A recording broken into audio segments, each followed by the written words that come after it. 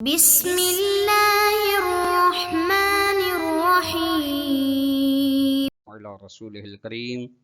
السلام علیکم ورحمۃ اللہ وبرکاتہ۔ طلاب کرام عزیز، کیسے ہیں؟ امید کرتے ہیں کہ آپ خیر و عافیت سے ہوں گے۔ بدایت المعارف جزء ثالث کا سبق نمبر 26 شروع کر رہے ہیں، جس میں عنوان قرار دیا گیا ہے کتاب کی عبارت ثم ان الارادۃ والاختیار بالمعنى المذکور سے لے کر واما فی الممکن تک۔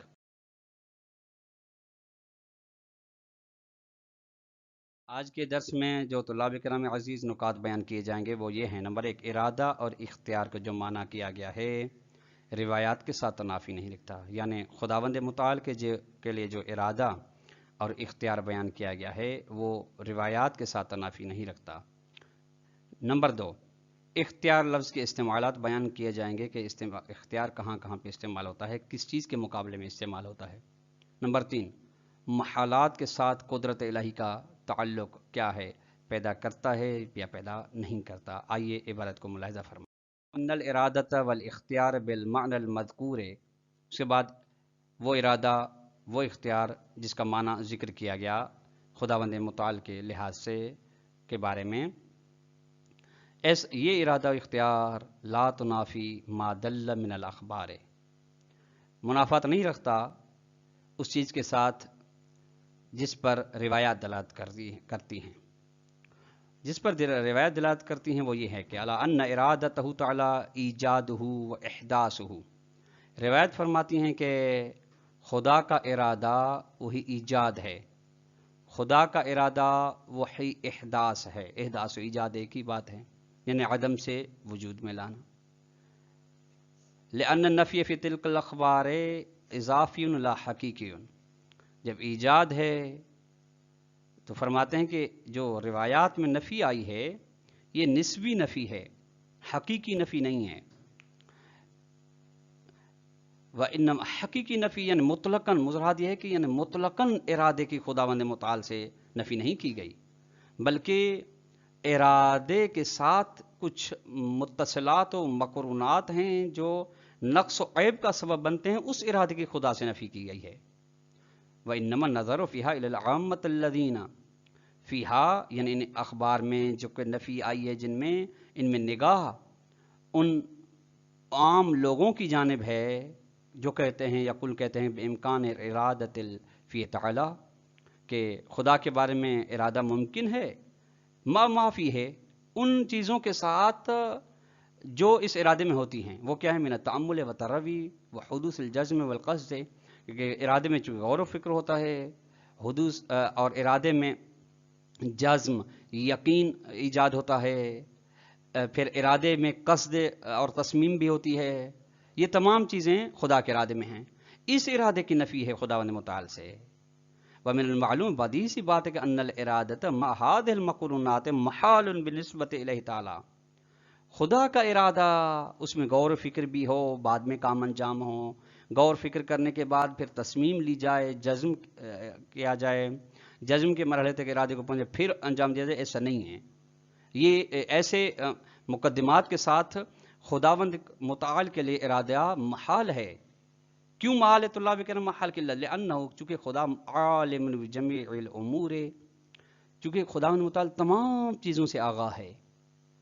جب آگاہ ہے تو ولا یحتاج الی التأمل و تروی، تو پھر اسی وجہ سے خدا کو ضرورت نہیں پڑتی غور و فکر کرنے کی۔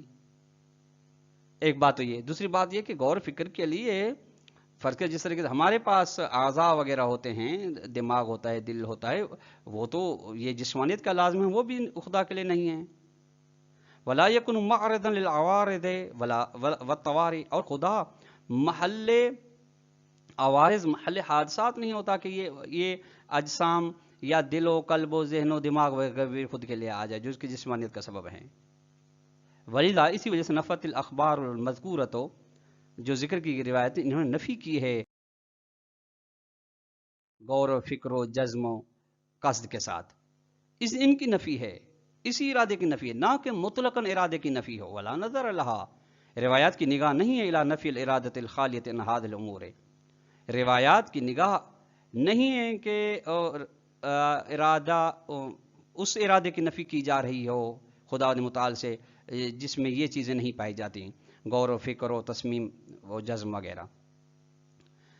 فلا مانع من اثبات الارادۃ المجردۃ عن الشوائب المذکورۃ لذات المتعال. بس کوئی حرج نہیں، کوئی رکاوٹ پیش نہیں آ رہی کہ خداوند متعال کے لیے ارادہ ثابت کیا جائے جو خالی ہو ان نواقصات سے جو ذکر کیے گئے خداوند متعال کے لیے.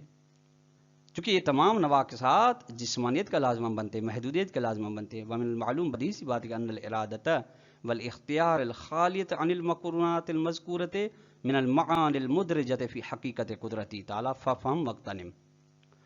اور بدیہی سی بات، ارادہ اور اختیار جو خالی ہو ان متصلات و مقرونات سے جو ذکر کی گئی، جو عائد تھیں، ان معانی میں سے ہے جو معانی درج ہیں خدا کی قدرت کی حقیقت میں، یعنی حقیقت قدرت الہی میں یہ چیزیں موجود ہیں. آپ اس کو سمجھیں اور غنیمت شمار کریں. ثم اس کے بعد طلاب کرام بیان فرماتے ہیں اختیار کہاں پہ استعمال ہوتا ہے. انہ قد یستعمل الاختیار فی مقابل الاکراہ والاضطرار. بسا اوقات اختیار کو استعمال کیا جاتا ہے اجبار، اکراہ یعنی اجبار اور اضطرار کے مقابلے میں. دونوں ایک چیز ہے، اکراہ و اضطرار. ولا اشکال، کوئی اشکال نہیں، ولا کلام، کوئی اختلاف نہیں کہ فی صدق المختار بہذا المنع علی اللہ تعالی، کہ اس معنی میں مختار یعنی صاحب اختیار خدا پہ صدق آتا ہے. کیوں؟ لاستحالۃ انفعالہ من غیرہ، چونکہ محال ہے کہ خدا کسی غیر سے اثر پذیری کرے، یعنی اثر کو قبول کرے. یہ ممکن نہیں، چونکہ اثر کو قبول کرنا یہ ہے کہ مؤثر جو ہے اس سے قوی ہے، جبکہ خداوند متعال سے زیادہ کوئی قوی نہیں ہے. فإن الانفعال عین العجز، خدا کا غیر سے انفعال قبول کرنا یہ خود عجز ہے.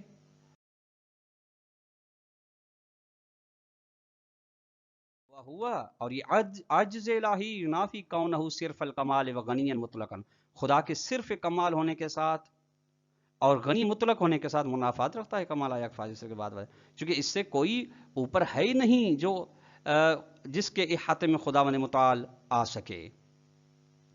ثم ان قدرتہ تعالی عامۃ ولا اختصاص لہا بشیء. فرماتے ہیں کہ اس کے بعد قدرت کا دائرہ کہاں ہے. اب یہاں سے قدرت الہی کا دائرہ یعنی جس پہ شے کا اطلاق آتا ہو اسی کے ساتھ ہے، یعنی مخصوص شے کے ساتھ نہیں ہے. قدرت محدود نہیں ہے، وہ بھی جس طرح ذات الہی لامحدود ہے اسی طریقے سے قدرت بھی لامحدود ہے. قدرت الہی عمومی ہے، یعنی قدرت مخصوص نہیں ہے کسی موجود کے ساتھ، کسی چیز کے ساتھ، زمینی موجود کے ساتھ یا آسمانی موجود کے ساتھ یا ظاہری موجود کے ساتھ یا باطنی موجود کے ساتھ نہیں. ہر چیز کی جس میں شے کا اطلاق آتا ہو، یعنی ما سوی اللہ کے ساتھ. فإن الاختصاص اصل المحدودیت، جو اگر مخصوص کر دیں کہ قدرت الہی مخصوص ہے فلاں چیز کے ساتھ، تو یہ محدودیت کا لازمہ ہے، یہ محدودیت کا اثر ہے، محدودیت کی نشانی ہے. وہ تعالیٰ محیط علی کل شیء، حالانکہ خداوند متعال ہر چیز پہ محیط ہے، تمام اشیاء محاط ہیں. اور محیط ہمیشہ پاورفل ہوتا ہے، قادر ہوتا ہے تمام چیزوں سے محاط سے. ولا موجب بعد احاطتہ وکمال الاختصاص. اور خداوند متعال جب یعنی احاطے کے بعد اور اپنے کمال کے بعد فرماتے ہیں اس کے بعد جب ثابت ہو جاتا ہے کہ خدا احاطہ رکھتا ہے ہر چیز پر اور کمال مطلق ہے، اس کے بعد کوئی چیز سبب نہیں بنتی اختصاص کہ خداوند متعال کی قدرت کو مخصوص کیا جائے کسی کی چیز کے ساتھ، چونکہ فهو قادر علی کل شیء یمکن وجودہ. اس پہ غور فرمائیں تعالیٰ نے، چونکہ خداوند متعال ہر اس چیز پر قدرت رکھتا ہے جس کا وجود ممکن ہو، یعنی محال لازم نہ آتا ہو، جس کے اندر قابلیت پائی جاتی ہو وجود میں آنے کی. اور اما المحالات، محال چیزیں، محال اشیاء، معدومات کے ساتھ خداوند متعال کی فرماتے ہیں قدرت تعلق پیدا کرے گی یا نہیں. فرماتے ہیں کہ فالنقص من ناحیتہ لا من ناحیتہ سبحانہ وتعالی. یہاں پہ نقص یعنی محال وجود میں نہیں آ سکتے، معدومات محض وجود میں نہیں آ سکتے. ان کا وجود میں نہ آنا عیب خدا کی قدرت کی جانب سے نہیں، یعنی فاعل کی فاعلیت میں کوئی کمی نہیں ہے، اس میں اتنی ہی قدرت ہے، لیکن قابل کی قابلیت میں مسئلہ ہے۔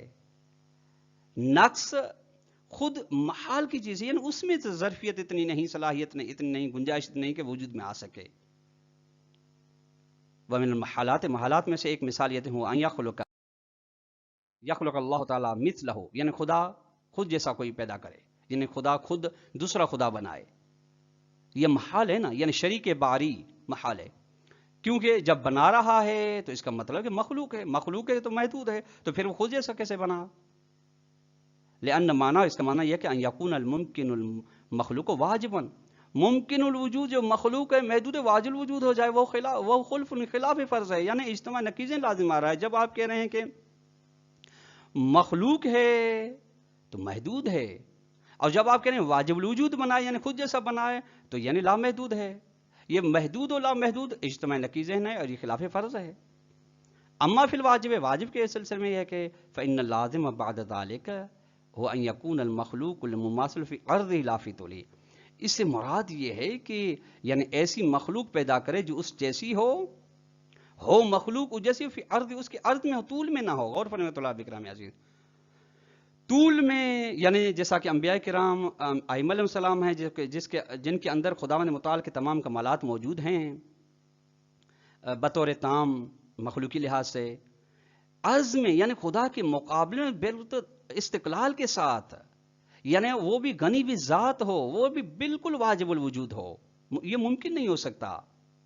ومعه، اس کے بعد یسیر الواجب محدوداً، واجب الوجود محدود ہو جائے گا چونکہ مخلوق ہے، وہ خلف، اور یہ خلاف فرض لازم آ جائے گا، جو کہ صحیح نہیں ہے۔ طلاب کرام نے آج کا درس اپنے اختتام کو پہنچا۔ ہم اگر سوال دینا چاہیں خلاصے کے طور پر تو سوال نمبر 1 یہ بنے گا کہ ارادے و اختیار کے جو معنی بیان کیا گیا ہے، اس ارادے اور وہ اس ارادے کے بارے میں جو روایت میں نہیں نفی آئی ہے کہ خدا کے بارے میں ارادہ نہیں ہو سکتا، اس مسئلے کو کیسے حل کیا جائے گا، اختصار کے ساتھ بیان کریں۔